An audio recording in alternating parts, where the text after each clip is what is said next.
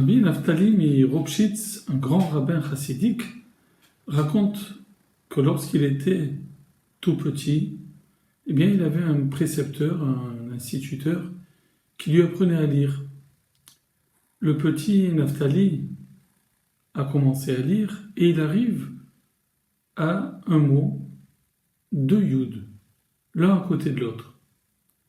Il n'a pas su les lire et son maître lui a dit, lorsqu'il y a deux yud, à l'époque, c'était en imprimerie une manière de désigner, d'écrire le nom de Dieu. Lorsque tu rencontres ces deux yud, l'un à côté de l'autre, sache que c'est le nom de Dieu. Le petit Naftali a retenu la leçon, il continue, et il arrive à un passage où là se trouvent deux yud également, mais non pas l'un à côté de l'autre, mais l'un sur l'autre. Et lui, petit enfant, ne fait pas la différence. Et il lit le nom de Dieu, comme précédemment. Le maître lui dit non. Attention, lorsque deux yud se trouvent l'un sur l'autre, ce n'est pas le nom de Dieu. C'est un signe de ponctuation. C'est ce qu'on appelle en hébreu le sof pasuk, la fin du verset. Ça correspond à un arrêt, un point final. Et c'est l'endroit où on doit s'arrêter.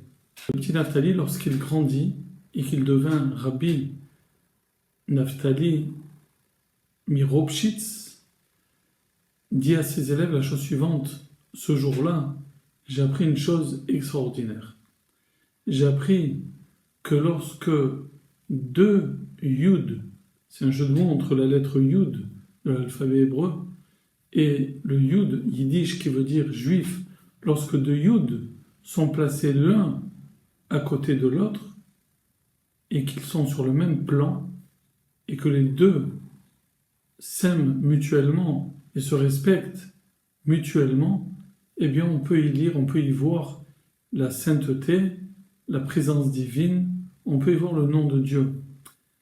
Mais lorsque deux juifs, deux yud, donc deux juifs, sont l'un sur l'autre, que l'un veut s'enorgueillir sur l'autre, eh bien à ce moment-là, on n'est plus dans la sainteté, on est dans la fin de la Torah, la fin de l'apprentissage, la fin de la présence de Dieu.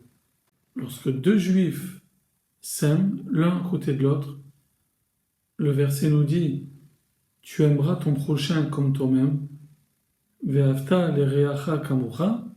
Dans ce cas-là, Ani Hashem, je suis Dieu, je suis présent. Mais lorsque deux personnes sont l'un au-dessus de l'autre, qui veulent avoir la préséance, la priorité, qui veulent s'enorgueillir, eh bien, il n'y a pas de place pour la sainteté, il n'y a de place que pour la scission, la division, le point final.